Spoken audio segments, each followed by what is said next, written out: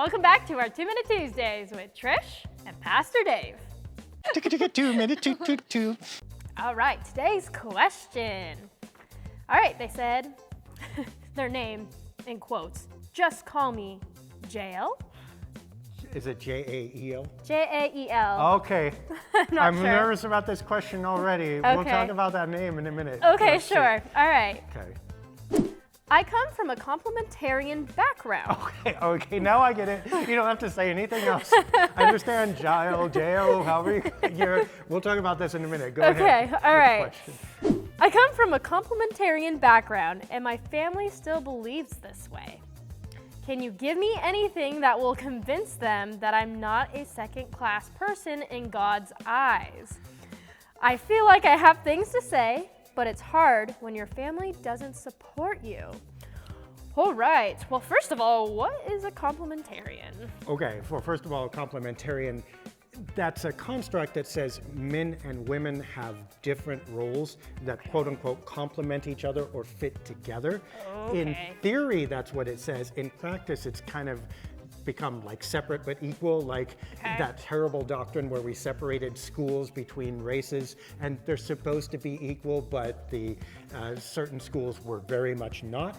Same thing has happened to women that, well, we have complementary rules, but somehow your role is always subservient. You should not teach in church and stuff, and that complements all the power that I get as a male, which also explains the name, because Jael or Jael was a Hebrew woman, an Israelite woman who drove a tent peg, a stake, through the head of the king of Canaan to help her side win a war, which remind me not to go camping with her.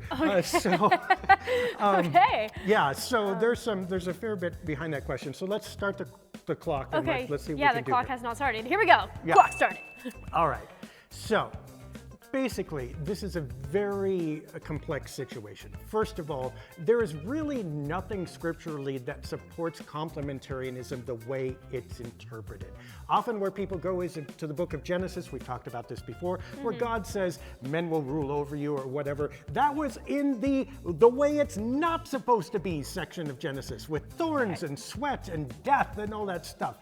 To celebrate that would be saying, yes, there's no food. We're happy about that. That's what God ordains. Not at all. There's some other things that are cultural and Paul and stuff like that, but again, this was how Paul was working with his culture, making the best of it. Doesn't mean that's divinely ordained for all cultures and all times.